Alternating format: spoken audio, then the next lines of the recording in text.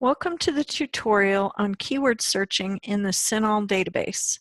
My name is Ingrid Hendricks and I'm the Nursing Services Librarian. To get to the CINAHL database, we go to the Health Sciences Library's website, our homepage. And once we're at that site, come down here under Databases and click on C for CINAHL. CINAHL stands for the Cumulative Index to Nursing and Allied Health Literature, and it covers nursing topics quite well. So I would highly recommend searching both the PubMed database and the CINAHL database and doing them in that order so that you can get rid of any overlap with PubMed in the CINAHL database. So I'm just going to click on that. And we're going to use the same example I've used before of early mobilization of ICU patients who are on ventilators. So you notice here that I have multiple boxes that I can fill in. So unlike PubMed, I can just group my terms in each box. So I'm going to put early, and then I'm going to put mobilization or ambulate. Whoops, you have to know how to spell ambulate with an asterisk to get ambulate, ambulation, etc. Or walk, get any kind of ending. Now I don't have to put parentheses around these because they're in a separate box and by default they're going to be searched separately. So then I'm going to go down to this box and put in intensive or critical. Okay, you'll notice I run out of boxes. I still need the ventilator part of this. So all I have to do is click on the plus sign and add an additional box. So I'm just going to type in ventilate with an asterisk.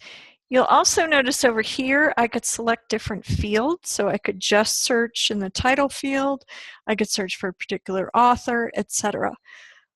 For my purposes today, I'm just going to leave these and let the computer figure out which is most relevant place to search. Here I'm going to type in the year I want to search for, so 2011. And get in the habit of selecting peer-reviewed. Everything in PubMed is peer-reviewed, but not everything in CINAHL is in peer-reviewed journals. I'm going to select English language, and then I'm going to exclude Medline records. That's mean I'm getting rid of the overlap I just already looked through in the PubMed database. I'm going to come down here and also select age groups, and I have to go all the way to the bottom to find all adult. Now you notice they also have various and sundry limits like evidence-based practice, which is what we encourage people to do. They also have a research limit. I'm going to leave those off. Evidence-based practice especially is indexed kind of randomly, so I don't tend to use that. Research article, I just kind of want to see what's available out there, so I'm not going to choose that limit at this point. So once I've selected all the limits I want, I'm just going to click on search. And it only found me one item. So this is the one article that was not in the PubMed database. So I can see right here that there's a lovely PDF that goes with this. So I can just click on that and it will take me directly to the PDF where I can then download it to use it. I'm going to go back to my result list.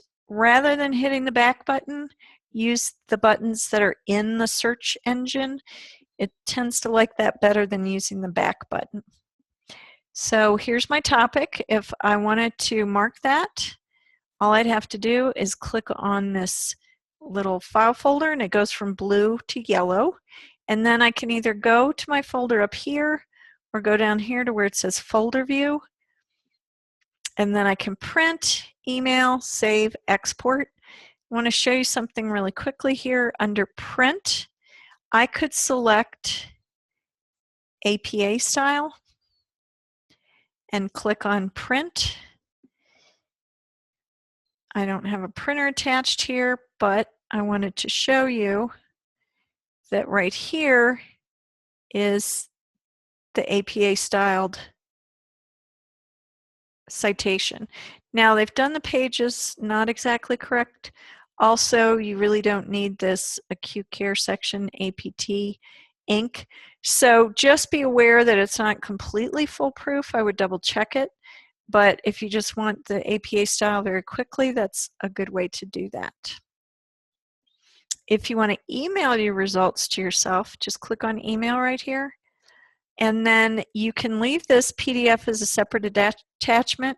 You will get a different email for each PDF that comes along. So just be aware you might get multiple emails from EBSCO. I'm going to change this to brief and abstract. And then I would just put in my email address here